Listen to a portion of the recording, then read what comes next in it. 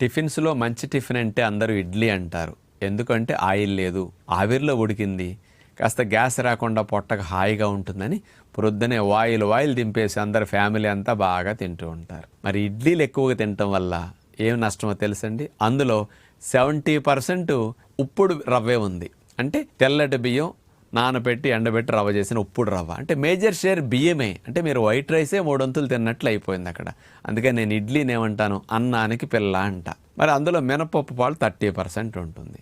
మరి ఇట్లా rice items ఎక్కువ తినటం వల్ల మరి ఇడ్లీ రూపంలో కార్బోహైడ్రేట్స్ ఎక్కువ వెళ్ళిపోతే మీరు షుగర్ బాగా రావటానికి, ఏజ్ రాకుండా షుగర్ ఎక్కువ రావడానికి, షుగర్ వచ్చిన వారికి షుగర్ పోకుండా ఉండటానికి, అట్లాగే అధిక బరువు బాగా రావటానికి, అలాగే ట్రైగ్లిజరైడ్స్ బ్లడ్లో పెరగటానికి, ఎల్డిఎల్ చెడ్డ కొలెస్ట్రాల్ పెరగటానికి, ఫ్యాటీ లివర్ రావటానికి, బొజ్జ పెరగటానికి కూడా ఇడ్లీలు కారణం.